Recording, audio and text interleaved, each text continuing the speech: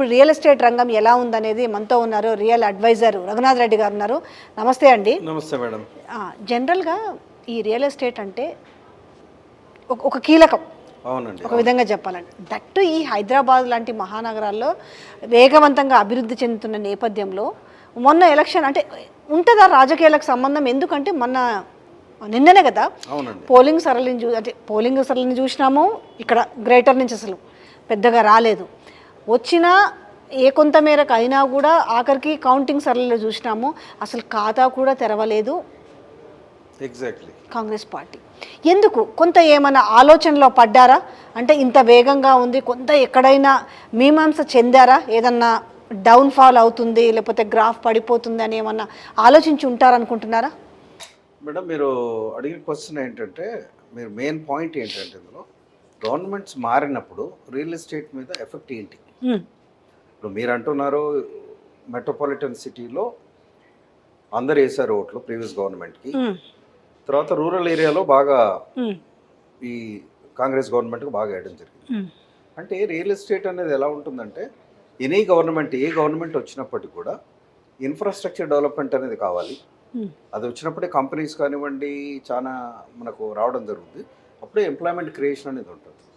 కానీ నాకు తెలిసి ఏంటంటే ఏ గవర్నమెంట్ వచ్చినా కానీ ఈ సబ్జెక్ట్ అనేటువంటిది నెగ్లెక్ట్ చేయరండి. ఫర్ ఎగ్జాంపుల్ మీరు అన్నారు సిటీలో ఎక్కువ రాలేదు అన్నారు.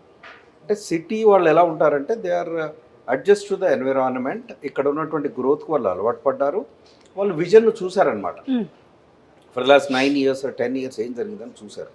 అంటే వాళ్ళు ఏమనుకొని ఉంటారంటే ఇదే గవర్నమెంట్ కంటిన్యూ అయి ఉంటే ఇంకా ముందు వెళ్తాం కదా అనే ఆలోచన వచ్చింది. ఇప్పుడు ఇంబ్యాలెన్స్ ఎక్కడ వచ్చిందంటే మీరు రూరల్ ఏరియాలో తీసుకున్నప్పుడు కాంగ్రెస్ బాగా వచ్చింది. ఎందుకు వచ్చిందంటే నా అనాలిసిస్ ప్రకారం సస్టైన్డ్ డెవలప్మెంట్ అనేది జరగలేదు. సిటీ మాత్రమే ఫోకస్ చేయడం జరిగింది. ఇప్పుడు క్లస్టర్స్గా మిగతాది మనం డిస్ట్రిక్ట్స్ అన్ని పెంచుకున్నాము, జిల్లాలు బాగా పెంచుకున్నాము. ప్రతి ఏరియాలో government near to the public అనేటువంటి కాన్సెప్ట్ వెళ్ళినప్పుడు అంటే చాలా కారణాలు ఉన్నాయిలేండి. ఇప్పుడు అట్లా చెప్పుకోవాలంటే మనకి ఇప్పుడు ఐటీ సెక్టార్ చూసుకుంటే సో మనకి జిల్లాకు ఒక ఐటీ హబ్ పడ్డారు. అక్కడ వాళ్ళు అక్కడే జాబులు చేసుకోవడానికి మెడికల్ కాలేజీలు కావచ్చు అయినాయి. కానీ కాకపోతే ఒక మార్పు ఉంటుంది. దాంతోపాటుగా కొంచెం ఈగో కూడా ఉంటుంది. అంటే వాళ్ళు ఏమంటారంటే కొంత అహంకారానికి దీనికి మధ్యన జరిగిన ఎన్నికలు అంటారు. అయితే ఓవరాల్గా మనం ఈ రియల్ ఎస్టేట్ చూస్తే ఇప్పుడు ఎట్లుంది ప్రజెంట్ అంటే మొన్నటి వరకు అయితే కొంత ఈ ఎలక్షన్ ఇంకొక 1-2 నెలలు ఉన్నప్పుడైతే మనకు చూసుకుంటే ఊర్లలో కొంత భూముల రేట్లు కానీ అది కానీ చాలా తక్కువగానే ఉండినాయి. అంటే 50 లక్షలు పలికే భూమి 30 లక్షలు ఆ నేపథ్యంలో ఉండింది. ఎట్లా ఉంది ఇప్పుడు? డౌన్ఫాల్లో ఉందా లేదంటే బాగా పీక్లో ఉందా? అంటే మేడం ఇప్పుడు మీరు అడిగే క్వశ్చన్కి ఏంటంటే ఒకప్పుడు బాగుంది అన్నాం. రీజన్ ఏంటి? ఇప్పుడు X for example X rate ఉంది, 10x అయిపోయింది, 20x అయిపోయింది. What is the rationale of that costing? Rationale ఏం లేదు. ఇదివరకు గవర్నమెంట్ ఉన్నప్పుడు కానీ ఎవరు కానీ ఏం చెప్పారు, బాగా రేట్లు పెరిగాయి, దూరం వెళ్ళినా కానీ 20 లక్షలు 30 లక్షల కంటే ఎక్కడ లేదు అనేటువంటి మాట వచ్చిందా లేదా? అవును. ఎందుకు వచ్చింది కారణం? అంటే అక్కడ ఏరియాలో రేట్ పెరగడానికి గల కారణం ఏంది అంటే అక్కడ ఏదైనా ఎంప్లాయ్మెంట్ రావాలి, అక్కడ ఏదైనా సస్టైనబిలిటీ ఉండాలి, అక్కడ లివింగ్ కండిషన్స్ ఉండాలి. ఇంకేదో ఉంటే తప్ప రియల్ ఎస్టేట్కి పోయేది. అక్కడ ప్లాటో తీసుకుంటాడు, ఇల్లు తీసుకుంటాడు. ఆ అవకాశం కామన్ మ్యాన్కు లేకుండా అయిపోయింది కదా. ఇప్పుడు అంటున్నారు మీరు కొంచెం తగ్గినాయి అంటున్నారు. మార్కెట్లో పెట్టాడండి ఒక పర్సను, ₹1,00,00,000 ఎకరం అన్నాడు, 6 నెలలు చూశాడు, ఎవరు రాలేదు. Has to come down. కానీ దాన్ని సస్టైన్ డెవలప్మెంట్ అని అనలేవు. రెండో పాయింట్ ఏంటంటే మరి డిస్ట్రిక్ట్లో కూడా ఐటీ సెక్టారు చాలా ఏరియాలలో ఈస్ట్ పాలసీ అని పెట్టారు. ఈస్ట్ పాలసీ పెట్టినా కానీ అక్కడ ఎన్ని కంపెనీస్ వచ్చాయి, ఫుల్ ఫ్లెడ్జ్డ్గా ఆపరేషన్ ఎంత ఉంది, అక్కడ ఎంప్లాయ్మెంట్ జనరేషన్ ఎంత ఉంది, మనం పేపర్ మీదనే లెక్కలు చూస్తున్నామా రియాలిటీలో ఉన్నామా అనేది కూడా గమనించాలి కదా. కాబట్టి సస్టైన్డ్ డెవలప్మెంట్ అనేది జరగలేదండి. విజన్ ఉంది కానీ బట్ అది జరగలేదు. ఇప్పుడు only western part south west పార్టే కదా జరిగింది. మీరు ఫర్ ఎగ్జాంపుల్ తీసుకుంటే 1 acre of the land 100 crores plus పోయింది కదా. ఇంకా యాక్షన్లో పోతే 35 కోట్లు 40 కోట్లు పోయినాయి కదా. ఒక టైంలో ఏమైంది, బిల్డర్స్ అంతా వెనక్కిపోయారు కదండి. 500 మంది బిల్డర్లు ₹1,00,000 ఎండి కట్టి బ్యాక్ వెళ్ళిపోయారు. అంటే కారణం ఏంటి? Do you think it is an upward growth or downward growth?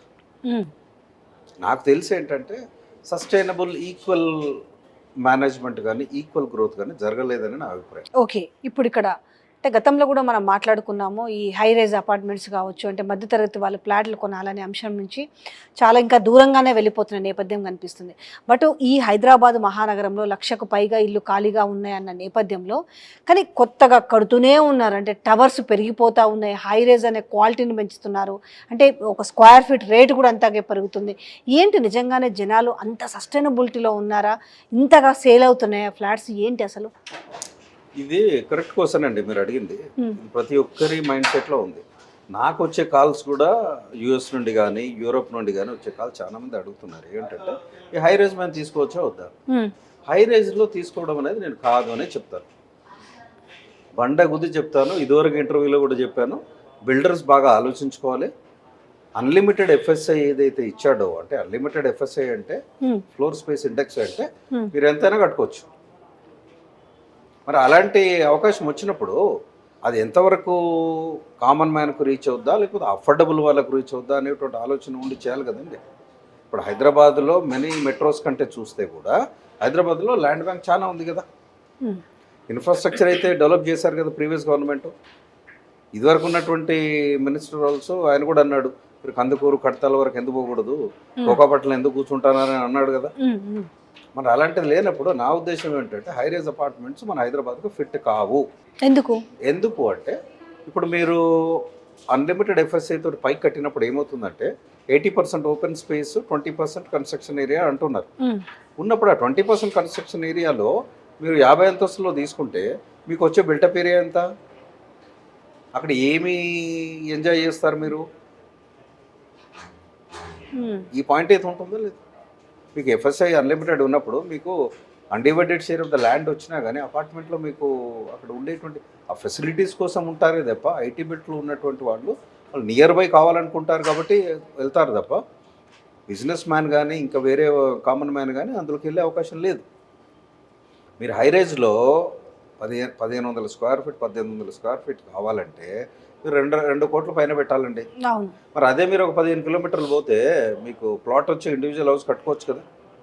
Real estate అనేది గవర్నమెంట్ పాలసీలో కూడా there should be a policy in the government. ఇప్పుడు విజన్ డాక్యుమెంట్ ఉంటుందండి. విజన్ డాక్యుమెంట్ ఏంటి? నేను ఎంప్లాయ్మెంట్ జనరేషన్ చేయాలి, నెంబర్ 1. నెంబర్ 2, హెల్త్ పాలసీలు ఎలా తీసుకురావాలి. నెంబర్ 3, ఎడ్యుకేషన్ పాలసీ ఏముండాలి. అంతే కదా. రోటీ కపడా और मकान అంతే కదా. Any government what ever it is, ఇవన్నీ మనము ఇంటర్లింక్డ్ అండి.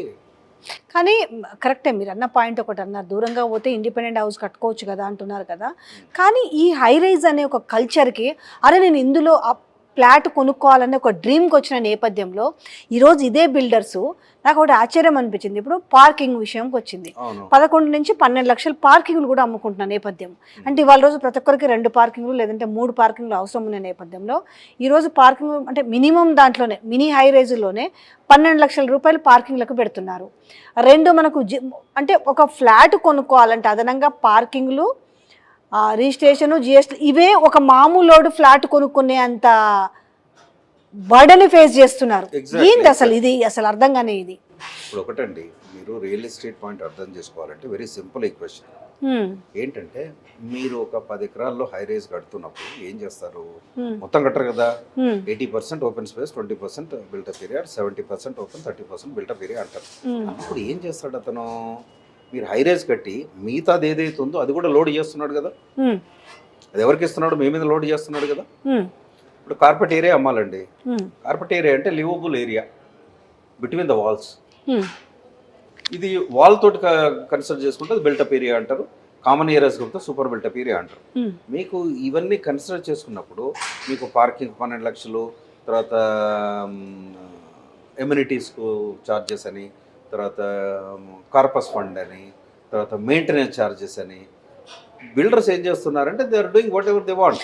స్క్వేర్ ఫీట్ లెక్కన మెయింటెనెన్స్ ఛార్జ్ చేస్తున్నారు. ఒకప్పుడు ఒక ఇంత ఉండేది, 1000, 1500, 2000. బట్ అలా కాదు. ఇప్పుడు కామన్ ఏరియా కరెంటు సపరేట్ అట, మళ్ళీ స్క్వేర్ ఫీట్కి ఇచ్చే మెయింటెనెన్స్ ఛార్జ్ వేరు. క్లబ్ హౌస్ మళ్ళీ వాటిని రెంట్కి తీసుకోవాలంటే దాన్ని సపరేట్, మళ్ళీ ఏదైనా ఫంక్షన్ చేసిన. ఏంటి ఇదంతా ఏదైనా గ్యాంబ్లింగ్ నడుస్తున్నట్టుగా అనిపిస్తుంది నాకైతే. ఈ వ్యవహారాన్ని అంతా తీసుకెళ్ళి ఫ్లాట్ కొనుక్కున్నోడి మీద భారం వేస్తున్నారు. ఇది గమనించలేకపోతున్నారా కొనుక్కునే బయర్స్, అదే కొనుక్కునే వాళ్ళు? ఇప్పుడు మీరు అడిగిన పాయింట్ చాలా వ్యాలిడ్ పాయింట్ అండి. ఈ ఇష్యూలో నేను నా క్లయింట్ ఒకతను యూఎస్లో ఉంటాడు. రహేజాలకు ఉన్నాడండి. రహేజా ఎక్కడ అప్సిగూడ దగ్గర మల్లాపూర్, అక్కడికి ఉన్నాడు అతను. రహేజా వాళ్ళు ఏం చేస్తున్నారు, అగ్రిమెంట్ ఆఫ్ సేల్ చేస్తానన్నారు. ₹1,00,00,000 ఆయన మాట్లాడుకున్నాడు అపార్ట్మెంట్, 10 లక్షలు కట్టాడు. అగ్రిమెంట్ ఆఫ్ సేల్ చేసినప్పుడు అందులో undivided share of the land అనేది మెన్షన్ చేయాలి కదా, అది చేయట్లేదు వాళ్ళు. వాళ్ళు ఏమంటున్నారు, సేల్ డీడ్లో చేస్తా అన్నారు. నేను క్వశ్చన్ చేశాను, మరి మీరు ఎందుకు చేయట్లేదు అంటే బ్యాంక్స్ లోన్ ఇస్తున్నాయండి, బ్యాంక్ లెటర్ ఇచ్చాం అంటే. నేననేదండి, సుప్రీంకోర్టు గైడ్ లైన్స్ ప్రకారంగా వాళ్ళకు జీవో ఇష్యూ చేశారు. సుప్రీంకోర్టు వాళ్ళు ఒక ఆర్డర్ పాస్ చేశారు. ఏమన్నారు, యూనిలాటరల్ అగ్రిమెంట్ చెల్లవు, నేను బిల్డర్లని నీకు ఇష్టం మీద తీసుకోలేదు, నేను చెప్పిన అగ్రిమెంట్ నువ్వు సైన్ చేయాలన్నా కరెక్ట్ కాదు. ఇదే నేను అన్నాను, మరి మీరు అందరు బిల్డర్ చేస్తున్నారు కదా, యూడిఎస్ మెన్షన్ చేస్తున్నారు కదా, నువ్వు ఇందులో చేయనప్పుడు సెటిల్మెంట్లో ఎలా చేస్తావు, గ్యారంటీ ఏంటంటే మాది ఎలా అంటాడు అతను. ఈ క్వశ్చన్ చేశాను. నేను అనేది ఏంటంటే మేడం, అసోసియేషన్స్ కానీ క్రెడాయి కానీ వీళ్ళు ఏంటంటే ఒక పాలసీ డాక్యుమెంట్ గవర్నమెంట్తో డిస్కస్ చేసి సేల్ అగ్రిమెంట్ మీరు చూడండి 10 కంపెనీలు 10 రకాలుగా ఇస్తున్నాయి. ఐ విల్ బెట్ ఏ బిల్డర్ని రమ్మంటారో రమ్మనండి, I will discuss with you. Sale agreement 10 రకాలుగా చేస్తున్నారు. అంటే ఇది అన్నది ఏంటంటే జనరల్గా కస్టమర్స్ని ఎక్స్ప్లాయిట్ చేయడమేనండి. Very simple. మీరు నేను చెప్పేది ఏంటంటే, మీరు 50 లక్షల అపార్ట్మెంటులు 80 లక్షలు ఇచ్చి కొంటున్నారండి. ₹1,00,00,000 అపార్ట్మెంటులు 1,50,00,000 ఇచ్చి కొంటున్నారు. ఇంకొకటి కూడా సమస్యని ఈ మధ్యకాలంలో బాగా చూస్తున్నా అంటే 8 ఇయర్స్ 10 ఇయర్స్ ఈ 6 ఇయర్స్ బ్యాక్ ఫ్లాట్స్ ఉంటాయి కదా, అయితే దాంట్లో పార్కింగ్స్ అంటే రిజిస్ట్రేషన్లో ఒక పార్కింగ్ ఉంటుంది. ముందు 10 ఏళ్ల క్రితం కొనుక్కున్న వాళ్ళు ఉంటారు కదా, ఆ పార్కింగ్లు ఎక్కువగా ఉన్న వాళ్ళు ఆక్యుపై చేసుకొని ఉన్నారు. జనరల్గా అయితే వీళ్ళకి ఏమైనా బైలాస్ లాంటిది ఏమైనా ఉంటే, ఇప్పుడు సపోజ్ ఒక దాంట్లో 112 ఫ్లాట్లు ఉన్నాయనుకో, 4 బ్లాక్లు ఉన్నాయనుకోండి, ఈ బైలాస్లు ఏమైనా ఉంటాయా వాటికి, అంటే ఇంతమందికి ఇన్ని పార్కింగ్స్ అని కానీ, లేకపోతే ఏముంటుందంటే ఎవడు ఆక్యుపై చేసుకుంటే వానికి అది వర్తిస్తుందా? రిజిస్ట్రేషన్లో ఉండవు, ఆ ప్లేసులు మాత్రం ఆక్యుపై చేసుకుంటారు. అంటే ఒకవేళ అంటే నేను ఒక దగ్గర చూశాను, జనరల్గా ఆ 112 మందికి 2 పార్కింగ్లు రావాలా, రిమైనింగ్ మిగిలితే అది గెస్ట్ పార్కింగ్ కిందంట. కానీ అలా కాకుండా ఎవరికి నచ్చినట్టు వాళ్ళు పార్కింగ్లో ఆక్యుపై చేసుకుంటే గొడవలు జరుగుతున్న నేపథ్యం. అసలు ఈ విధానం ఏంటి అసలు? ఇది వ్యాలిడ్ పాయింట్ అండి. ఇది నేను ఇదివరకు వీడియోలో కూడా చెప్పాను, చాలా మందికి కొన్ని ప్రోగ్రామ్స్లో కూడా మాట్లాడాను. ఇప్పుడు మీరు 100 అపార్ట్మెంట్ కట్టినప్పుడు ఒక్కొక్కరికి మినిమం 1 లేదా 2 అనే రేషియో ప్రకారంగా బిల్డర్ ఇవ్వాల్సి ఉంటుంది. నెంబర్ 1. ఓకే.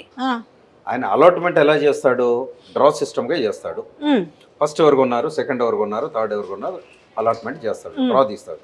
అప్పుడు ఏంటంటే పార్కింగ్ ప్లేస్ని అతను రిజిస్టర్ చేయాలి. 1 ఇస్తే 1, 2 ఇస్తే 2. 100% పార్కింగ్ను మెజర్మెంట్ చేసి ఈస్ట్ వెస్ట్ ఇల్లు ఎట్లయితే మనం రిజిస్టర్ చేసుకోవాలి. అది బిల్డర్స్ ఎంకరేజ్ చేయరు, మనం చేసుకోవాలి. లేకపోతే ఏమైతే ఇదేంటి కాంప్లికేషన్స్ వస్తుంటాయి. మీకు ఇల్లు రిజిస్ట్రేషన్ చేసుకున్నప్పుడు యూడిఎస్ ఏదైతే రిజిస్ట్రేషన్ చేసుకున్నప్పుడు parking has to be registered. ఇప్పుడు 100 మంది బిల్డర్లు 100 రకాలుగా పోతున్నారండి. నేను ఇప్పటికి కూడా రేవంత్ రెడ్డి గారు సీఎం అయితే రేవంత్ రెడ్డి గారిని కలిసి కూడా ఇది డిస్కస్ చేయాలని అనుకుంటున్నాను. ఏ పాయింట్ మీద రియల్ ఎస్టేట్ డాక్యుమెంట్ ఏం రిలీజ్ చేస్తారా మీరు, వాట్ ఈజ్ యువర్ విజన్?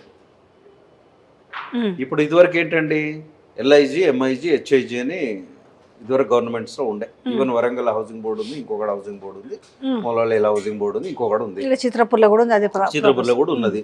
అప్పుడు అందరు ఎంతో 20 లక్షలు 30 లక్షలు పెట్టి EMI పెట్టి ఎంతో తీసుకున్న వాళ్ళు ఇప్పటికి ఉంటున్నారా లేదా? మరి అట్లాంటి పాలసీ ఆయన తీసుకొస్తాడా? మరి అఫోర్డబుల్ హౌసింగ్ ఎంత తీసుకొస్తాడు? పాపులేషన్ ఎంత ఉన్నది, 3 కోట్ల చిల్లర ఉన్నప్పుడు కామన్ మ్యాన్కు రీచ్ అయ్యేటప్పుడు ఆయన విజన్ డాక్యుమెంట్ ఏందని కూడా డెఫినెట్గా ఆయన అడగాల్సి ఉంటుంది. నాకు తెలిసి ఏంటంటే ఆయన రియల్ ఎస్టేట్ బ్యాక్గ్రౌండ్ నుంచి వచ్చిండు కాబట్టి మొన్న రీసెంట్ ఇంటర్వ్యూలో కూడా చెప్పాడు, real estate is my patent అన్నాడు ఆయన. మరి ఆ డాక్యుమెంట్ ప్రకారంగా ఆయన ఏం చేస్తాడో చూడాలి. కాకపోతే ఏంటంటేనండి, ఇప్పుడు హైదరాబాద్లో మీరు వెస్ట్ తీసుకొని మీరు ఇంకో 10 కిలోమీటర్స్ 20 కిలోమీటర్స్ పోయినా కానీ ఈ గ్రోత్ అనేది కంటిన్యూ జరుగుతుందండి, జరగాల్సిందే. కాకపోతే ప్రైస్ కరెక్షన్ అనేది ఏ విధంగా ఉంటుందనేది చూడాలి. కానీ రోజు రోజుకు చూసుకుంటే మీరు అన్నట్టుగా ఈ రోజు ఒక 1.5 crore మినిమం వేసుకో, కొంచెం దూరం పోయినా 1 కోటి లోపట మనం అనుకున్న కొంచెం ఫెసిలిటీస్ ఉన్న ఫ్లాట్ దొరికే పరిస్థితి లేదు. ఎగ్జాక్ట్లీ. సో ఇది మారుతుందంటారా? అంటే రోజు రోజుకి మరి అది అభివృద్ధిలో భాగమా తెలియదు, బిల్డర్లలో చేంజెస్ తెలియదు, లేకపోతే కొనుగోలుదారుల్లో చేంజెస్ తెలియదు. ఈ పరిస్థితి ఇలాగే పోతూ ఉంటే నిజంగా ఒక మధ్యతరగతి దారుడు ఎట్లా ఇల్లు కొనుక్కుంటాడు? ఇప్పుడు పాయింట్ కరెక్ట్ అండి. మధ్యతరగతి వాళ్ళు ఇల్లు కొనాలి అంటే సిచ్యువేషన్ ఎలా అయిపోయిందంటే, ఇప్పుడు ఒక ఇల్లు కొనడం కానీ ఇంకేదైనా అసెట్ బిల్డింగ్ అనేది ఎలా ఉంటుందంటే depends upon the individual income అనమాట. ఇప్పుడు నేను ఉన్నానండి, నేను ₹1,00,000 సంపాదిస్తున్నాను ఇప్పుడు 5 years బ్యాక్. ఇప్పుడు నాది కనుక 2 లక్షల వరకు 1,50,000 వచ్చినప్పుడు ఇన్కమ్ అనేది పెరిగినప్పుడు అప్పుడు దాని అఫోర్డబిలిటీ అనేది ఆయన రీచ్ అవ్వగలుగుతాడు, ఆ సెగ్మెంట్కి రీచ్ అవ్వగలుగుతాడు. ఇది బయర్ పర్స్పెక్టివ్ అనమాట. బిల్డర్ పర్స్పెక్టివ్ ఏంటి?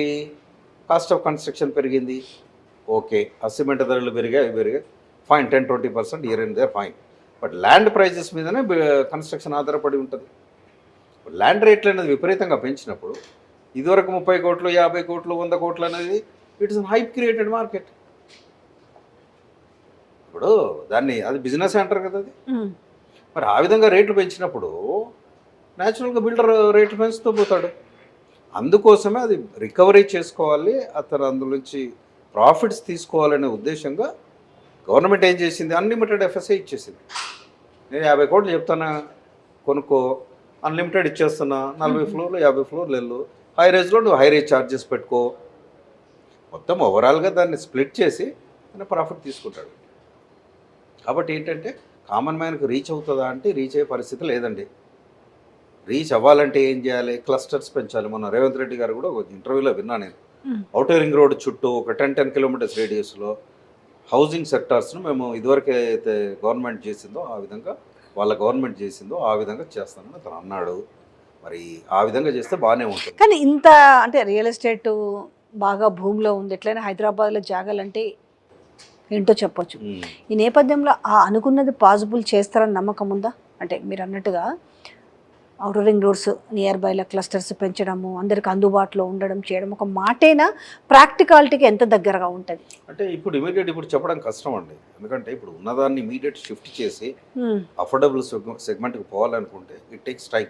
ఆయన క్లస్టర్ని ఐడెంటిఫై చేయాలి, గవర్నమెంట్ ల్యాండ్స్ ఉన్నాయా లేకుంటే ప్రైవేట్ ల్యాండ్స్ ఎక్వైర్ చేయడమా, అక్కడ ఏంటి అనేది ఒక పాలసీ డాక్యుమెంట్ అన్నాను కదా, అది తయారు చేయాలి. ఆ పాలసీ డాక్యుమెంట్ తయారు చేసినప్పుడు గవర్నమెంట్ అయితే కన్స్ట్రక్షన్ చేయదు, దీనికి public private partnership PPP mode ద్వారా ఏమైనా ఆయన చేయగలిగితే ఇది బాగుంటుంది ఆయనకు.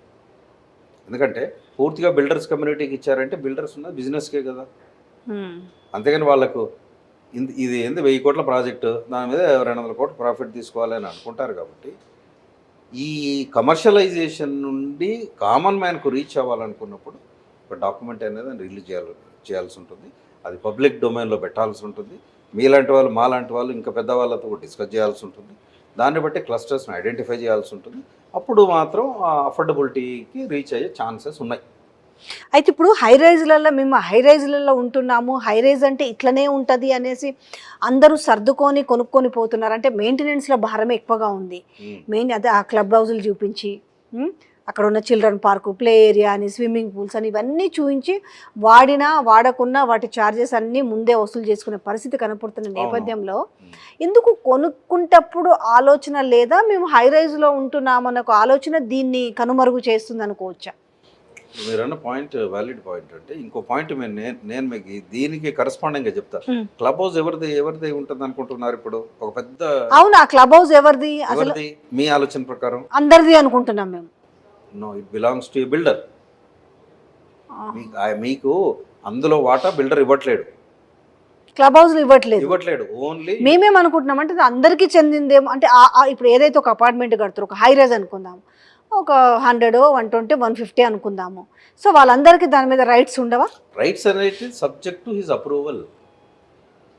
ఆయన ఏమిస్తాడు డాక్యుమెంట్లో మీరు కనుక క్లియర్గా మెన్షన్ చేస్తే, క్లబ్ హౌస్ అనేది వాడుకోవడానికి మాత్రమే, దానికి ఫీజులు ఉంటాయి, దానికి ఒక స్లాట్ బుక్ చేసుకోవాలి, అప్పుడే అందులోకి రావాల్సి ఉంటుంది అనేటువంటి టర్మ్స్ అండ్ కండిషన్ పెడతాడు. ఇది యాక్చువల్గా నేను చూసిన రైజాలు కూడా అడిగి అయితే point, I'm debatable on this issue. రైజా వాళ్ళు ఏమన్నారు, క్లబ్ హౌస్లో మేము ఇస్తున్నామండి అంటే, క్లబ్ హౌస్ ఎవరికి ఇస్తున్నామన్నా మాదే అన్నాడు. మరి రేపు క్లబ్ హౌస్ అమ్ముకొని వెళ్ళిపోతావు, మరి వీళ్ళ పరిస్థితి ఏందని అడిగి వాళ్ళు చెప్పరండి. ఇప్పుడైతే కామన్ మ్యాన్కు ఈ రోజు కాదు ఇంకా 10 సంవత్సరాలైనా కామన్ మ్యాన్ క్వశ్చన్ చేసే రైటు చాలా తక్కువగా ఉంది. మీరు పెద్ద బిల్డర్ XYZ బిల్డర్ దగ్గరికి వెళ్ళి అడగండి, షో మీ యువర్ డాక్యుమెంట్స్ అని అడగండి. నువ్వు డెవలప్మెంట్కి తీసుకున్నావా, కొన్నావా, నీ లీగల్ టైటిల్ ఏందని అడగండి, ఇస్తాడా? మీరు కడుతున్నారు, మేము ఫస్ట్ వెళ్ళి చూస్తాము, క్వాలిటీ ఆఫ్ కన్స్ట్రక్షన్ ఏముంది చూపిస్తాడా? ఆ పెద్ద బంగ్లా ఉంటుంది, ఆఫీస్ ఉంటుంది ముందు. అది చూసేసరికి మేము ఇందులో మంచి దాంట్లో కొంటున్నాం. ఆ అంబియన్స్ ఎంట్రన్ ఎవరి ఫ్లాట్లో వాడే ఉండాలి, వన్ ఫ్లాట్ వాడే బాగు చేసుకోవాలి, లైట్లు పెట్టాలన్నా ఏ పెట్టుకోవాలన్నా వాడేదో మినిమం డోర్లో ఏదో పెట్టిస్తున్నాం అనుకోండి.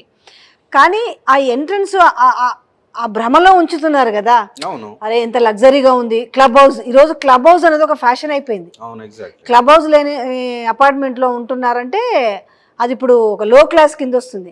కానీ ఆ క్లబ్ హౌస్ ఎవరిది అనేది ఎవరికి చర్చ రావట్లేదు.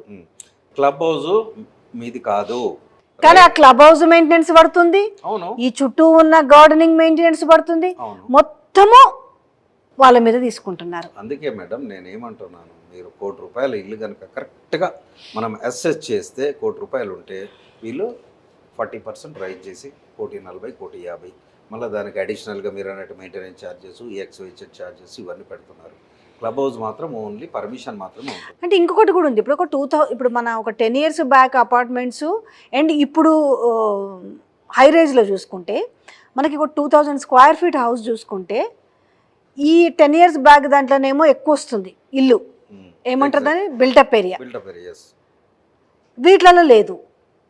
అంటే ఎక్కడ పోతుంది అంటే స్పేస్ ఇట్లా రావట్లేదు. దీనికి దానికి చాలా వేరియేషన్ కనిపిస్తుంది. ఎగ్జాక్ట్లీ. ఇదేంటంటే స్టాండర్డ్ లోన్ బిల్డింగ్ తీసుకోండి, 1000 గజంలో కట్టాడు, అన్ని ఒక 20 అపార్ట్మెంట్లు కట్టాడు. అప్పుడు ఏమైందంటే మీకు ల్యాండ్ ఏరియా ఎక్కువ ఉంది, నెంబర్ ఆఫ్ అపార్ట్మెంట్స్ తక్కువ ఉన్నప్పుడు మీకు అది స్పేస్ అనేది ఎక్కువ వస్తుంది.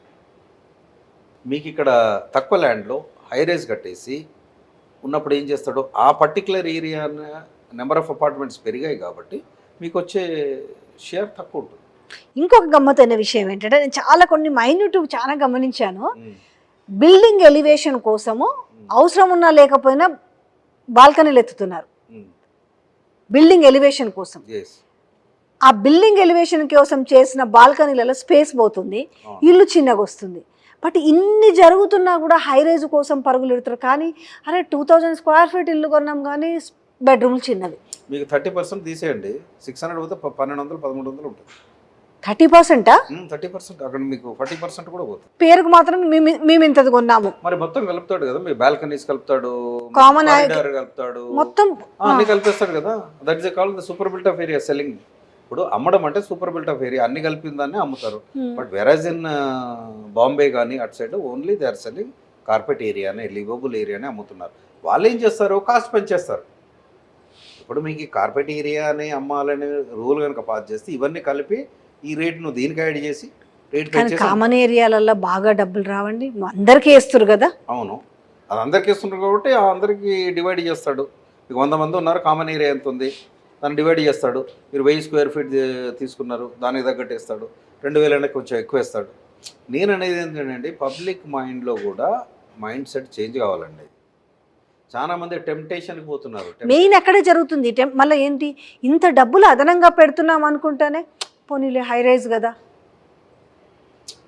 ఒక హై రైజ్ అనే పేరు ఎంత తింటున్నారు అనేది. అంటే మొన్న మా సిస్టర్ వాళ్ళు ఇల్లు కొంటే అదనంగా 1.5 year మెయింటెనెన్స్ ముందు అంటే అంటే వాళ్ళది ఒక ముందు ఎందుకు అనంటే అది ఏర్పడిన తర్వాత ఎంత డిసైడ్ చేస్తే తెలియదు, 2 lakhs ముందే. కార్పస్ ఫండ్ సపరేట్, కార్పస్ ఫండ్లలో కోట్ల అవినీతి మళ్ళీ బయట రాజకీయాల్లోనే కాదు. కార్పస్ ఫండ్ పేరు తీసుకోవడము, దాని పనులు అవి లోపల ఎవరైతే ఉంటారో ప్రెసిడెంట్ సెక్రటరీ అది తినడం అదొక విభాగం అయితే. సో ఇది చూసుకుంటే 1,00,000 జెన్యున్గా ఫ్లాట్ అంటే వాళ్ళు చెప్పిన లెక్క ప్రకారము 1,31 square feet ప్రకారం అయితే 21 లక్షలు అదనంగా అవుతుంది.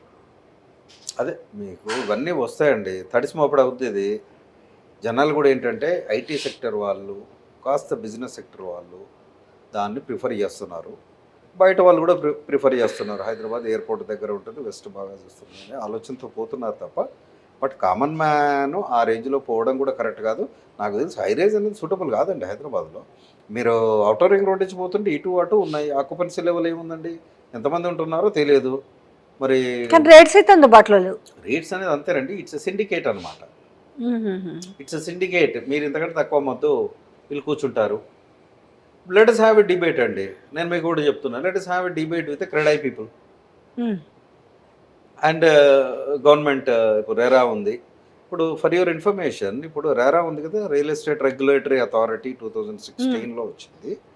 కానీ రెరాలో ఒక బిల్డర్ ఎంట్రీ అయిన తర్వాత అన్నీ ఇచ్చిన తర్వాత ఒక రెరా నెంబర్ ఇస్తారు. అప్రూవల్తో పాటు ఒక రెరా నెంబర్ ఇస్తారు. నువ్వు ఎప్పుడు కంప్లీట్ చేస్తావు? 3 years చేస్తావు.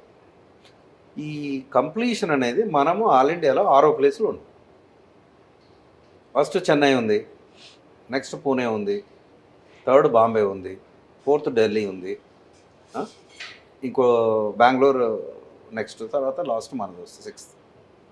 అంటే ఒకటండి, పాలసీ డాక్యుమెంట్ అనేది నెంబర్ 1 అండి. దానికి monitoring system is very important. ఇప్పుడు ఎంతమంది సాఫ్ట్ లాంచ్ అని, ఈ లాంచ్, ఆ లాంచ్ అని చెప్పేసి ఎన్ని జరుగుతున్నాయి చూసారు. మరి where there is the control? అంటే ఇప్పుడు గవర్నమెంట్ రన్నింగ్ అనేది ఎలా ఉంటుందంటే, వాళ్ళకు కూడా ఫండ్స్ కావాలి. ఎలా వస్తాయి funds? Real estate is one of the key sector for getting the money for registrations. వచ్చినప్పుడు ఏమవుతుంది, వాళ్ళకి సాఫ్ట్ కార్నర్ అనేది ఉన్నప్పుడు ఇలాంటివి జరుగుతుంటాయి. మరి రేవంత్ రెడ్డి గారు వచ్చినప్పుడు ఆయన పాలసీ డాక్యుమెంట్ ఏం చేస్తుంటే మనం కూడా సజెషన్స్. అంటే మీరు చెప్పేది ఏంటంటారు, ఓవరాల్గా అసలు డేంజర్ జోన్లో హై రైజులు అంటారా? అయితే danger zone high rise, 100% danger zone high rise. నేను 40 అంతస్తులు ఉండి మీరు ఏం ఫెసిలిటీస్ ఎంజాయ్ చేస్తారండి? నెంబర్ 1 చెప్పండి. పొద్దున వెళ్తారు ఆఫీస్, నైట్కి వస్తారు 10 గంటలకు. సేమ్ ఫ్లాట్ లో సేమ్ ఫ్లాట్ లో వ్యూ పాయింట్ చూపిస్తాడు, క్లబ్ హౌస్ చూపిస్తాడు, ఆ కింద చూపిస్తాడు, జిమ్ అంటారు అదంటారు. కానీ ఎవరికి అంత లేదు. కానీ అది అంతవరకు ఇవి ఉన్నాయి అనుకుంటున్నారు, కానీ ఇవి నేను ఎంతవరకు యూటిలైజ్ చేసుకుంటున్నాను అనేది లేదు. కానీ బట్ వాటికి టెంప్ట్ అయిపోతున్నారు.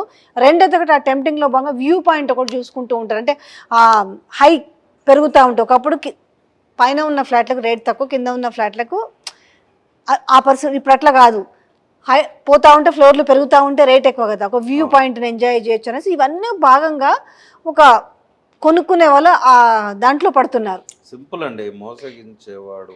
ఇప్పుడు మైహోమ్ పూజలా ఉన్నారంటే, అవునా మైహోమ్ పూజలో ఉన్నారా అంటే అదొక స్టేటస్ సింబల్ కాల, స్టేటస్ సింబల్ అయింది. ఇప్పుడు మోసపడడానికి రెడీగా ఉన్నప్పుడు మోసం చేసేవాడు ఎప్పటికీ ఉంటాడు. As long as you are prepared to be deceived, somebody is going to deceive you. నేననేది ఇండస్ట్రీ చాలా మంచి ఇండస్ట్రీ అండి. Real estate is a wonderful industry.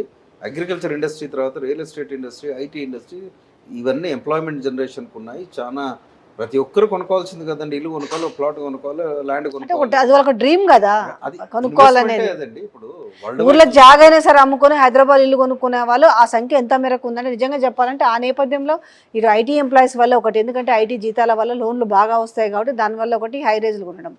రెండోది ఏంటి, ఊర్లలో భూముల జాగాలు రేట్లు పెరిగినాయి కాబట్టి సరే 10 ఎకరాలు ఉన్నోడు 2-3 ఎకరాలు అమ్ముకొనైనా వచ్చి కొనుక్కుంటున్న నేపథ్యంలో ఈరోజు కొన్ని అనుకున్న ఫ్లాట్లు దొరకట్లేవు కొన్ని చోట్ల. అయితే ఆ నేపథ్యం ఉంది. కొన్ని చోట్ల విరివిగా ఉన్నాయి.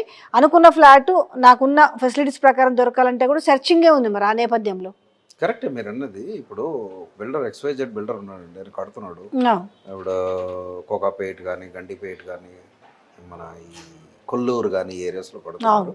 అక్కడ చూస్తే మీకు సిటీకి 15-20 కిలోమీటర్లు ఉంటుంది. అక్కడ కూడా ఏం తక్కువ లేవు రేట్లు. నేను అనేది ఒకటి మేడం, మీరు మంచిరేవుల, కొల్లూరు లేకపోతే ఇంకోటి కూడా ఎక్కడ కూడా తక్కువలో తక్కువ 6,500 స్క్వేర్ ఫీట్కి ఎక్కడ తక్కువ లేదు. అవును, ఎగ్జాక్ట్లీ. మీరు ప్రీ లాంచ్లో తీసుకుంటే కూడా 6,000 చేంజ్, ఒక 5,500 అనేది కూడా పోయింది మార్కెట్లో. అంటే మేడం ఇప్పుడు కాస్ట్ ఆఫ్ కన్స్ట్రక్షన్ కూడా చాలా పెరిగిందండి. ఒక వ్యాలిడ్ పాయింట్, దానికి మనం ఏం చేయలేము. ఇదివరకు ఉన్న దానికంటే కాకపోతే కొంచెం ఐటమ్స్ కూడా ఇంతకు ముందు లేకుండా, ఏ ట్యాప్స్ కాకుండా అవి ఏవి పడితే అవి కాకుండా కొంత బ్రాండెడ్ ఐటమ్స్ కావచ్చు, అవన్నీ కూడా పెడుతున్నారు. కాకపోతే ఏంటంటే ల్యాండ్ కాస్ట్ అనేది it's very important factor for ఏదైనా. అది ల్యాండ్ ఫ్యాక్టర్ ఒకటి ఉంది. లేకపోతే గతంలో పెట్టుకున్న ల్యాండ్లు కూడా ఈరోజు కన్స్ట్రక్షన్ చేసి అమ్ముతున్నారంటే ఎంతున్నా కూడా హై రైజ్ అని ఒక మాయలో పెట్టారు జనాలు. అవునన్నా కాదు, హై రైజ్ ఇస్ అ మాయా. మామూలు వాటిలో కొంటే అవును మీరు ఫ్లాట్ కొన్నారంటే హై రైజా ఇది అడుగుతున్నారు. అంటే దాన్ని ఇంజెక్ట్ చేశారు మెల్లగా. ఆ ఇంజెక్ట్ ఈరోజు డబ్బులు సంపాదించి పెడుతుంది వాళ్ళకి, వీళ్ళ జేబులు గుల్ల అవుతున్నాయి అంతే. ఇంత పెట్టాలా అనుకుంటూ మళ్ళీ వాళ్ళ పిల్లలు వాళ్ళు ఎందుకు పోయి గిడేడ కొంటావు అనేసి. ఒకప్పుడు ఫస్ట్ మనకు హైదరాబాద్లో హై రైజ్ వచ్చింది ఏంటి, ల్యాంక్. సో ఎంత ఆలోచించారో అప్పుడు. కానీ ఈరోజు ల్యాండ్ కొంటే కూడా చిన్నది అయిపోయింది, కామన్. ప్లాన్ ఉంటాడు గొప్ప కాదు, ఇంకా హైవేస్లో ఉన్నామంటే గొప్ప. సో ఇట్లా వరవడిపోతుంది కాబట్టి పెరుగుకుంటూనే పోతుంది. నాకు తెలిసి అయితే రెడ్యూస్ అవుతాయని నేనైతే అనుకోను. ఇప్పుడు గవర్నమెంట్ కూడానండి, ఇప్పుడు రేవంత్ రెడ్డి గారు కానీ ఇంక ఎక్స్వైజెడ్ ఎవరైనా కానీ ఏం చేస్తారంటే ఆయన ఓవరాల్గా చూసుకోవాలి కాబట్టి దీని మీద ఉంటాడని నేను అనుకోను. దీనికి కూడా ఆయన ఏమైనా ఉంటాడంటే ఏదో కొంత మటుకు చల్లనీళ్ళకు వేడి నీళ్ళు అన్నట్టుగా కొన్ని క్లస్టర్స్ పెట్టి చేస్తాడేమో కానీ మరి దీన్ని ఎంత కంట్రోల్ చేయాలంటే రెవెన్యూ రాదు ఆయనకు. కాబట్టి ఐ డోంట్ థింక్ అంత ఈజీ. భూముల వాల్యూని తగ్గించాలని అయితే అనుకోరు, దానికి ఇంకా పెంచుకుంటూ పోతారు తప్ప. అంటే హైదరాబాద్లో అంటే ఫస్ట్ దాని గ్రోత్ గానే చూపించుకుంటారు కదా. ఇంత పోయిందంటే హైదరాబాద్ డెవలప్మెంట్ అయిందన్న దాని మీద అది ఏ ప్రభుత్వం అయినా కూడా నాకు తెలిసి తగ్గించుకునే ప్రయత్నం అయితే చేయరండి. ఇప్పుడు 100 కోట్లకు ఆక్షన్ పెడితే పోయింది కదా అది. అంటే హైదరాబాద్ బాగా నడుస్తుంది, సింగపూర్ అయిపోయింది, అమెరికా అయిపోయింది అని అన్నారు. బట్ ఇప్పుడు చూస్తే మళ్ళీ కిందికి వచ్చేసింది. ఇప్పుడు బిల్డర్స్ అంతా వెనక్కి వెళ్ళిపోయారు. బిల్డర్స్ కూడా తెలుసు అనమాట అదేంటి అంత సిండికేట్ కలిసి కొనడం జరిగింది. ఇప్పుడు అది ఎవరికి అమ్ముతారు, ఏమమ్ముతారు, అక్కడ ఏం చేస్తారు అనేది ఏం లేదు. ఆయన కడతాడు, మనం కొనాలి. ఇప్పుడు నా సలహా ఏంటంటే కొనడం అనేది ఆపేయండి, ఫ్లాట్స్ కొనడం ఆపేయండి. ఏమీ రంది పడాల్సిన అవసరం లేదు. కరెక్షన్ అనేది వస్తుంది. కరెక్షన్ వచ్చినప్పుడు maybe 6 months 1 year down the line అప్పుడు ప్లాన్ చేసుకోండి. కానీ ఆయన ఏదో కొన్నాడు నేనేదో కొనాలని కొంటే మాత్రం చాలా ఇబ్బందులో పడతారు, మళ్ళీ అది అమ్ముకోవాల్సి వస్తుంది. ఇప్పుడు మీకు రేట్ ఆఫ్ ఇంట్రెస్ట్ కూడా 9%, 9.5% అయిపోయింది. ఆర్బీఐ నెక్స్ట్ పార్లమెంట్ ఎలక్షన్స్ తర్వాత 11% పోతుంది. హోమ్ లోన్ ఇంట్రెస్ట్ 8.5 నడుస్తుంది, 9 వచ్చేసింది. ఇప్పుడు 9 వచ్చేసింది, 11కు పోతుంది.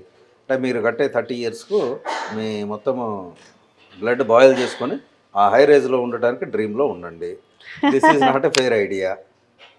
క్వశ్చన్ చేయడం నేర్చుకోండి, మెయిన్ అది. కానీ వాళ్ళు ఏంటంటే ఇవన్నీ మనం ఎందుకులే ఇంతమంది కొన్నారు కదా, ఏం క్వశ్చన్ చేస్తాం, వాళ్ళకి ఏం తెలియకుండానే కొన్నారా, ఇదొకటి కూడా ఉంటుంది. ఇన్ని ఫ్లాట్లు అమ్ముడు పోయినాయి అంటే మనం క్వశ్చన్ చేయడము, వాళ్ళకి ఏం తెలుసుకోకుండానే కొన్నారా, ఇది కూడా ఒక పాయింట్. మేడం ఈ పాయింట్కు ఎవరు ఆన్సర్ చెప్పాలండి? నేను అడుగుతా మిమ్మల్ని, ఎవరు చెప్పాలి ఆన్సరు? ఒక ఏజెన్సీ చెప్పాలి. ఇప్పుడు నలుగురికి గొడవ అయింది, ఎక్కడికి పోతారు? ఓ పోలీస్ స్టేషన్కి పోతారు కదా, లేకపోతే కోర్టుకు పోతారు. ఇప్పుడు ఇలాంటి కన్సర్న్ సాల్వ్ చేసేది ఒక గవర్నింగ్ బాడీ ఉండాలి కదా. ఆ రెరాల్ని కరెక్ట్గా ఇంప్లిమెంట్ చేస్తూ ఒక బాడీని క్రియేట్ చేసి ఎవరైనా ఉన్నా కానీ వాళ్ళకి వెళ్ళి చెప్పుకోండి, వాళ్ళు అడుగుతారు. మీరు ఇచ్చారండి, ఒక పిటిషన్ ఇచ్చారు, ఇది నాకు కావాలి, ఇది కరెక్ట్ లేదు, ఇవి ఉంటే ఆ బిల్డింగ్ వెళ్ళాలి, ఇన్స్పెక్ట్ చేయాలి, మేనేజ్మెంట్తో మాట్లాడాలి, అవన్నీ చేయాలంటే ఇది మైక్రో మేనేజ్మెంట్ చేయకపోతే మాత్రం ఇలాగే ఉంటుందండి. ఇప్పుడు ప్రతి బిల్డర్ ఎయిర్పోర్ట్ దగ్గర కడుతున్నాడు, ఇక్కడ కడుతున్నాడు, అక్కడ. ఇప్పుడు మళ్ళీ ప్లాటెడ్ సెగ్మెంట్ కూడా లేఅవుట్స్ కూడా విపరీతంగా ఎక్కడ పడితే అక్కడ ఇస్తున్నారు. 15,000 20,000 గజం అంటున్నారు. ఇక్కడో ఊరు దగ్గర చేసిన లేఅవుట్ కూడా అట్లా 15,000 20,000 అంటున్నారు. మరి అప్రూవల్స్ ఎందుకు ఇస్తున్నది గవర్నమెంట్? వాళ్ళు ఆలోచించాలి కదా. అంటే నాకు ఫీజు వస్తుందని నేను పర్మిషన్ ఇచ్చేస్తే మీరు వెళ్ళి అక్కడ చేసేస్తే మరి దానికి ఎవరు బాధ్యులు? ఎవరు? ప్లాట్ కొన్న వ్యక్తి ఐడెంటిఫై చేసే పరిస్థితులు లేడు. అంటే కొన్ని సంస్థలు వచ్చేసినాయి కదండి ఇప్పుడు, ఆ ఫ్లాట్లలో కూడా బిజినెస్లో కూడా ఇండిపెండెంట్ కాకుండా పెద్ద పెద్ద సంస్థలు కూడా వచ్చేసినాయి కాబట్టి నమ్మి ఇప్పుడు అలాంటి సంస్థలు ఎక్స్వైజెడ్ సంస్థలు చాలా విపరీతంగా జనాలను లూటీ చేస్తున్నారు, అట్రాక్ట్ చేస్తున్నారు, లోపల వీళ్ళు లూటీ అవుతున్నారు. ఇప్పుడు ఒకటండి, రియల్ ఎస్టేట్ అనేది ఇప్పుడు నేను టాప్ నాచ్ కంపెనీ JLL ఉంది, it's a multinational brokerage firm, Jones Lang LaSalle అని, కుష్మన్ వెహికల్, నైట్ ఫ్రాంక్ అని వీళ్ళు ఉన్నారు. నేను JLL US వాళ్ళతో మాట్లాడా, అక్కడ ఎంప్లాయ్మెంటే లేదు. JLL రిక్రూట్మెంటే మానేశారు. 100 మంది ఉంటే 50 మందిని తీసేసి 50 మందితో పనిచేస్తున్నారు. ఏంటిది రీజన్ అని అడిగా. అక్కడ కమర్షియల్ స్పేస్లు ఫుల్గా ఖాళీగా ఉన్నాయి, వర్క్ ఫ్రమ్ హోమే నడుస్తుంది యూఎస్లో. ఇంకా మేము ఏం చేయాలి, మా ఉన్నదే సరిపోద్దని వాళ్ళు అంటున్నారు. అంటే గవర్నింగ్ బాడీ అనేది ఒకటి ఉన్నప్పుడు, రెరా సర్టిఫైడ్ మీకు ఒక లైసెన్స్ వస్తేనే మీరు you are an agent. You should talk about the real estate. There is a training program and certification is given by RERA. ఎంతమంది తీసుకున్నారు చెప్పండి? Why you are not serious about implementation of this? అమెరికాలో చేస్తే లోపల జైలు వేసేస్తారు తీసుకుని. Where is the credibility? మీరన్న ఎక్స్వైజెడ్ కంపెనీలు ఏజెంట్స్ని పెట్టేసుకుంటూనే అమ్ముకుంటూనే కమిషన్ ఇస్తున్నారు. ఇప్పుడు కామన్ మ్యాన్ కూడా తెలిసిపోయింది కదా, 20,000 రూపాయలు గజం అంటే 10,000 ఇస్తావు అంట, డౌన్ బా నీ కమిషన్ ఇంత వస్తుంది, నీది ఇంత వస్తుంది అని మీ అందరికీ తెలిసిపోయింది కదా. ఒక హెల్తీ ఎన్విరాన్మెంట్ అంటే ఒకటండి, real estate investment is the best investment. దానికి ఒక నా సలహా ఏంటంటే ఒక గవర్నింగ్ బాడీ అనేది ఉండాలండి. లేకపోతే ఒక ఏంటంటే అన్బయాస్డ్, ఎవరికి పొలిటికల్గా కానీ ఎవరికి సంబంధం లేకుండా ఒక బాడీనైనా క్రియేట్ చేయాలి. చేసినప్పుడు దాన్ని ఒక రిపోర్ట్ గవర్నమెంట్ సబ్మిట్ చేయాలి. ఇప్పుడు సర్వేలు చేయించుకుంటారు కదా వీళ్ళు, అదే ఇది కూడా ఒక సర్వే చేయించుకొని ఎంతమంది ఉన్నారు తెలంగాణలో, అఫోర్డబిలిటీ రావాలంటే ఏం చేయాలి, ఆ ఏరియాలో ఇన్ఫ్రాస్ట్రక్చర్ ఉందా లేదా, ఆడ కంపెనీలు వచ్చాయి, ఈ కంపెనీలు ఎప్పుడు ఓపెన్ చేస్తారు, ఎప్పుడు ఎంప్లాయ్మెంట్ వస్తుంది, ఏదైనా ఐడియా ఉందా మీకు? ఈడ ఆ కంపెనీ, ఆడ ఆ కంపెనీ, ఆడ ఆ కంపెనీ ఓపెనింగ్ చేయడము, ఎప్పుడు మీకు అది ఎంప్లాయ్మెంట్ జనరేట్ వస్తుంది? ఇప్పుడు ఫార్మసిటీ అన్నారు, what is the fate of ఫార్మసిటీ today? ఫార్మసిటీ పేరు చెప్పుకొని అమ్మేస్తున్నారు. బ్లంట్గా మాట్లాడతామండి, ఇందులో భయపడాల్సిన అవసరం లేదు. కామన్ మ్యాన్ ఇబ్బంది పడుతున్నాడు. కామన్ మ్యాన్ దగ్గర ఇప్పుడు ఎంప్లాయ్మెంట్ జనరేషన్ లేదు, నా జాబ్ లేవు అంటే ఇన్కమ్ పొటెన్షియల్ పెరగలేదు, ఈ రేట్లేమో పెరిగిపోతున్నాయి. Where is the balance? అప్పుడే గ్యాప్ వచ్చేస్తుంది కదా. ఇప్పుడు మీ లైన్ మీరు ఇప్పుడు అపార్ట్మెంట్ సెగ్మెంట్ కానీ ఇంకే సెగ్మెంట్ కానీ 2-3 రకాలుగా కడుతున్నారు. స్టేటస్ వైజ్ ఒక బ్లాకు, ఇంకో స్టేటస్ వైజ్ ఒక బ్లాకు, వీడిగోడి మధ్యలో గోడ, ఆడు బిఎండబ్ల్యూలో తిరుగుతాడు, ఏడో చిన్న మారుతీలు వస్తే నా బోటోడు బండి మీద వస్తాడు. చూద్దాం చేంజెస్ ఏమన్నా ఇంకేమవుతాయి ఏంటి అసలు. అంటే ఏదైనా కూడా ఫస్ట్ ఆలోచించాల్సింది మాకు ఏ అవసరం అనేది పబ్లిక్ ఆలోచించుకోగలిగితే ఏదైనా కూడా ఆలోచిస్తారు మేడం. పబ్లిక్ ఆలోచించినా కానీ ఒక కామన్ మ్యాన్ వెళ్ళేసి XYZ టాప్ కంపెనీస్ దగ్గరికి వెళ్ళేసి షో మీ యువర్ డాక్యుమెంట్ ఏమనడు, వాడు చెప్పినా వింటుంటాడు. అవునా అనేసి 6,500 అంటే 6,200కి వస్తుందా, 6,300కి వస్తుందా, అక్కడ నాకు 100 తగ్గింది అంటే ఆ ఒక ఫైనాన్షియల్ దాంట్లోనే కొట్టుమిట్టాడుతుంది. షో మీద డాక్యుమెంట్ అని అడిగే పరిస్థితి లేదు నిజంగా. అరే మనం ఎందుకంటే ఇంతమందికి ఉన్నారు కదా ఫ్లాట్లు, మనమే కాదు మన ఒక్కరమే కాదు కదా అనే దాంట్లో జనరల్గా ఉన్నారు. జనరలైజ్గా అందరూ ఆ మాట అడిగితే అది వేరుగా ఉంటుంది. బట్ అది రావాలి, ఆ చేంజ్ రావాలి. చేంజ్ రావాలంటే అంటే గవర్నమెంట్ సపోర్ట్ కూడా ఉండాలండి. ఇప్పుడు మీకు ఐడియా ఉంది, నాకు ఐడియా ఉంది, అక్కడ ఒక అథారిటీ కరెక్ట్గా వర్క్ చేయనప్పుడు మళ్ళీ ఏమవుతుంది, రివోల్ట్ అవుతుంది కదా అక్కడ. ఇప్పుడు ఈరోజు పోలీస్ స్టేషన్స్ ఉన్నాయి, XYZ ఏజెన్సీస్ ఉన్నాయి, కామన్ మ్యాన్ పోతే రెస్పెక్ట్ ఇచ్చే పరిస్థితి ఉందా?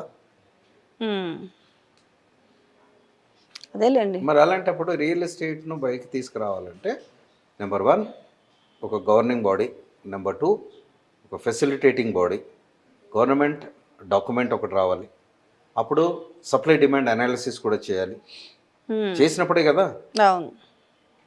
ఒక ఏరియాలో మీరు ఒక రెస్టారెంట్ పెట్టాలంటే అక్కడ ఎవరెవరు వస్తారు, ఏ టైంలో వస్తారు, దానికి కాస్టింగ్ ఎంత పెట్టాలని మీరు రీసెర్చ్ చేసి పెడతారా, ఊరికే పెడతారా? బట్ రియల్ ఎస్టేట్లో జరగట్లేదే. ఇవన్నీ చేస్తేనే బాగుంటుందండి. పబ్లిక్ నుండి కూడా క్వశ్చనింగ్ రావాలి, అలాంటి యాటిట్యూడ్ పెంచుకోవాలి, కానీ తొందరపడైతే కొనొద్దండి. This is my suggestion. మొత్తానికి ఆలోచించుకొని బెస్ట్ అడ్వైజ్ అయితే చేశారండి. తీసుకోండి. మాది వికీరియల్ అనే సంస్థ ఉంది, మీరు అడ్వైజ్ అయితే ఇస్తారు. WIKRE. డెఫినెట్ గా మా కామెంట్స్ లో అడిగితే కూడా మేము నెంబర్స్ అడిగితే కూడా కంపల్సరీ ఇస్తామండి. అంటే మంచి ఇన్ఫర్మేషన్, ఎందుకంటే మీకు ఇంతకుముందు చేసిన వీడియోలు కూడా చాలా అవసరం ఉండని అది స్లోగా పిక్ అవ్వకుంటూ చాలా మందికి రీచ్ అయింది. సో ఎవరైతే ఇంట్రెస్ట్ ఉంటారో వాళ్ళు ఖచ్చితంగా మీకు రీచ్ అవుతారు. సో ఎనీహౌ అండి, మంచి ఇన్ఫర్మేషన్ ఇచ్చారు. Thank you so much. Thanks అండి.